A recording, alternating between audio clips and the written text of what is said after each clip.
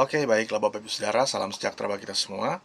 Selamat kita berjumpa kembali dalam channel Paulus Pinonto Antirayo di program Menang Bersama Yesus. Saat ini saya akan menemani Bapak Ibu Saudara dalam beberapa waktu ke depan. Namun sebelum Bapak Ibu Saudara nonton video ini, jangan lupa tekan tombol subscribe-nya. Lalu kemudian Bapak Ibu Saudara komen, like sebanyak-banyaknya, dan jangan dilewati video ini atau tonton terus video ini sampai akhir agar supaya Bapak Ibu Saudara mendapatkan notifikasi khotbah-khotbah atau renungan-renungan dari saya. Dan terima kasih kepada Bapak Ibu Saudara dan Tuhan memberkati kepada Bapak Ibu Saudara yang sudah subscribe channel ini. Semoga channel ini makin berkembang berkat dukungan atau support dari Bapak Ibu Saudara. Kalau Bapak Ibu Saudara membutuhkan layanan doa, Bapak Ibu bisa tulis di kolom komentar di bawah ini ya.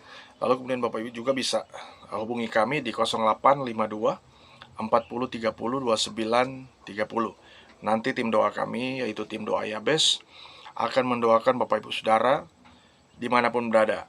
Dan tema khotbah saya atau tema renungan saya hari ini adalah mengenal diri sendiri.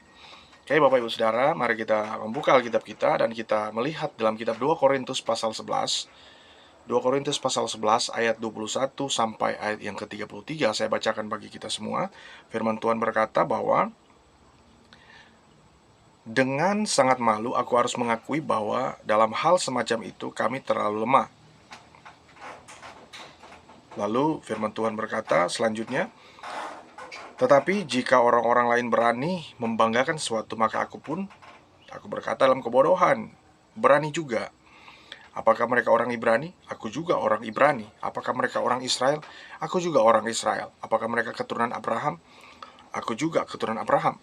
Apakah mereka pelayan Kristus? Aku berkata seperti orang gila. Aku lebih lagi. Aku lebih banyak berjeri lelah, lebih sering di dalam penjara, didera di luar batas, kerap kali dalam bahaya maut. 5 kali aku disesah orang Yahudi, setiap kali 40 kurang 1 pukulan. 3 kali aku didera, 1 kali aku dilempar dengan batu, 3 kali mengalami karam kapal. Dan sehari semalam aku terkatung-katung di tengah laut. Dalam perjalananku aku sering diancam bahaya banjir dan bahaya penyaun, bahaya dari pihak orang-orang Yahudi dan dari pihak-pihak orang bukan Yahudi, bahaya di kota, bahaya di padang gurun, bahaya di tengah-tengah laut, dan bahaya dari pihak saudara-saudara palsu. Aku banyak berjeri lelah dan bekerja berat. Kerap kali aku tidak tidur, aku lapar dan dahaga. Kerap kali aku berpuasa, kedinginan dan tanpa pakaian. Dan dengan tidak menyebut banyak hal lain lagi, urusanku sehari-hari, yaitu untuk memelihara semua jemaat-jemaat. Jika ada orang merasa lemah, tidakkah aku turut merasa lemah? Jika ada orang yang tersandung, tidakkah hatiku hancur oleh duka cita? Jika aku harus bermegah, maka aku akan bermegah atas kelemahanku. Allah, yaitu Bapa dari Yesus Tuhan kita yang terpuji sampai selama-lamanya, tahu bahwa aku tidak berdusta. Nah, firman Tuhan telah kita baca bersama. Lalu ayat 32 sampai 33 firman Tuhan berkata, di Damsyik, wali negeri Raja Aretas menyuruh mengawal kota orang-orang Damsyik untuk menangkap aku. Tetapi dalam sebuah keranjang aku diturunkan dari sebuah tingkap keluar tembok kota, dan dengan demikian aku terluput dari tangannya. Nah Bapak Ibu Saudara yang diberkati oleh Tuhan dimanapun berada, kita tuh lebih sering ya mengenal orang lain, baik karakternya, sifatnya, kinerjanya, sikapnya, dan lain-lain. Kita lebih sering dan lebih tahu orang lain dibanding kita tahu akan diri kita sendiri. Ya, kita sangat memahami orang lain. Kita tahu aktivitasnya, kita tahu dia hari ini dia akan ke sana, hari ini akan ke situ, dia akan pulang jam berapa, kita tahu. Ya, tetapi kita sulit mengenal diri kita sendiri. Nah, akibatnya ketika kita sedang berada dalam rintangan, ya, dalam zona persoalan, kita akan cepat menyerah. Yang sebenarnya kalau kita tahu diri kita, ya, maka kita tidak akan mudah menyerah. Nah, Bapak Ibu Saudara, seperti tema khotbah saya atau tema renungan saya, mengenal diri sendiri. Ini adalah hal yang biasanya ya kita temukan pada orang-orang yang dia cepat menyerah. Kenapa? Dia nggak kenal dirinya siapa. Dia nggak kenal karakternya dia seperti apa. Dia nggak kenal sifatnya dia. Ya, Dia hanya tahu sebagian dari kepribadiannya, dia tahu seperti itu. Dia nggak kenal sepenuhnya, bahkan identitasnya dia. Dia nggak tahu karakter, sikap hidupnya itu nggak tahu. Ya, padahal dia sedang menjalaninya. Dia sedang memiliki pengalaman. Nah, kenapa dia nggak tahu? Ya, karena dia nggak mau mengenal lebih dalam siapa dirinya. Kadangkala kita nih lupa diri. Kadangkala kita nih nggak tahu siapa kita. Kita nggak tahu siapa kita sehingga kita harus berhadapan dengan persoalan yang kemudian membuat kita mundur. Tapi kalau kita tahu diri kita, ya siapa kita, ya sama seperti Musa, karena dia tahu siapa kepribadiannya dia apa, dia nggak pernah mundur.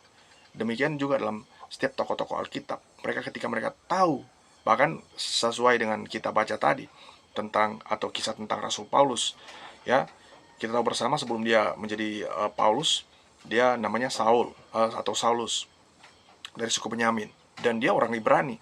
Nah, keturunan Abraham dan lain sebagainya. Nah, ini ungkapan dia secara identitinya atau identitasnya dia ungkapkan, bahkan semua aktivitas secara mendetail dia kasih tahu nih bahwa ini loh dia, bahwa apa yang dia lakukan itu untuk Tuhan. Nah, ketika dia mengetahui siapa dirinya, maka itu akan menjadi suatu pengalaman yang luar biasa bersama dengan Tuhan. Nah, di sini kita harus pahami diri kita seperti apa. Apa yang kita lakukan, apa yang kita kerjakan, kinerja kita seperti apa. Kita profesional nggak? Atau kita melakukan A, B, dan C itu untuk apa? Ya, apakah kita melakukannya untuk kepentingan diri sendiri atau untuk kemuliaan Tuhan? Nah, kita kan pasti akan tahu. Tapi kalau itu untuk Tuhan, kita akan tahu pribadi kita seperti apa. Personalnya kita akan tahu. Nah, kalau orang yang dia udah lupa dirinya dia, maka dia akan melakukan itu dengan tidak serius dan lain sebagainya. Nah, di sini ada beberapa alasan mengapa kita harus mengenal diri kita sendiri. Ya, alasan pertama, karena Tuhan akan selalu berurusan dengan diri kita sendiri. Nah, kita harus garis bawahi ini ya, karena Tuhan akan selalu berurusan dengan diri kita. Tuhan nggak berurusan dengan orang lain. Tuhan harus berurusan dulu dengan Abraham, baru dengan Sarah, ya, atau dengan Sarah. Tuhan harus berurusan dulu dengan Abraham, baru dia berurusan dengan Lot. Nah, Tuhan harus berurusan dengan Abraham itu dulu, ya. Sebelum Tuhan berurusan dengan yang lain, Tuhan harus berurusan dulu dengan salah satu personal, ya, agar supaya dia tahu siapa dia di hadapan Tuhan.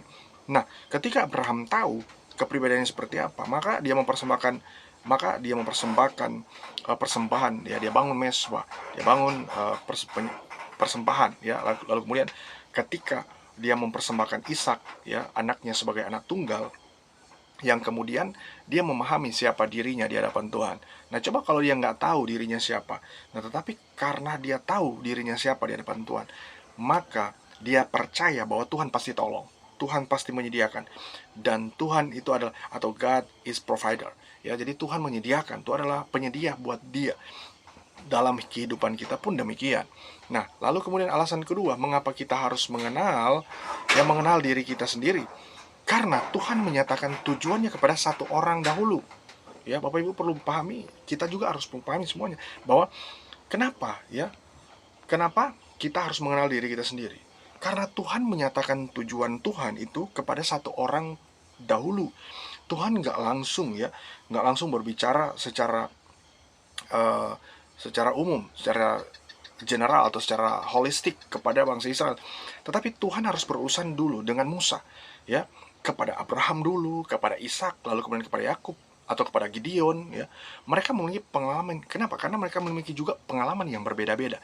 Ketika Tuhan menyatakan tujuannya kepada satu orang dulu, maka suatu bangsa itu akan diberikan instruksi, berikan petunjuk bahwa kalian atau bangsa ini harus datang kepada Tuhan dengan mempersembahkan A, B, dan lain sebagainya. Nah, kenapa? Karena tujuan Tuhan itu kepada satu orang dulu. Nah, ketika Tuhan terfokus pada satu orang itu, orang tersebut menjadi history maker, menjadi pembuat sejarah dalam suatu perjalanan kehidupan orang percaya. Nah, demikian juga dengan kalau kita lihat tokoh-tokoh Alkitab, Abraham, Ishak, dan Yakub, bahkan beberapa hakim, dan kemudian juga Daud. Nah, Tuhan harus berurusan dulu. Jadi Tuhan harus menyatakan tujuannya dulu kepada satu orang, ya Bapak Ibu. Lalu kemudian alasan yang ketiga, ya. Alasan yang ketiga kalau kita lihat di sini, mengapa kita harus mengenal diri kita sendiri adalah karena Tuhan memperlengkapi satu orang dahulu. Tuhan harus memperlengkapi orang tersebut, ya, satu orang ini, dan tidak langsung berbanyak-banyak. Contoh, ya, murid-murid Yesus, ketika Yesus memilih mereka dan memanggil mereka, ya, Yesus harus mencari mereka satu persatu. Tidak langsung dari berbagai penjuru, dari 12 orang ini lalu kemudian datang berkerumun dan kemudian mereka semua langsung terpanggil seperti itu. Tentu ada historis sendiri, ada timeline sendiri, ya, mereka di mana mereka harus, ya, datang satu persatu, atau ketika Yesus mengunjungi mereka satu persatu, maka dimulai dari satu orang dulu, tidak langsung berbanyak-banyak, ya, atau dimulai dari ya, satu orang seperti itu. Nah, biasanya seperti itu, tidak langsung 12 orang langsung terkumpul. Nah, disitulah mengapa Tuhan memperlengkapi satu orang dahulu. Nah, Tuhan memperlengkapi Abraham dahulu, lalu kemudian Tuhan memperlengkapi yang lain dan seisi rumahnya.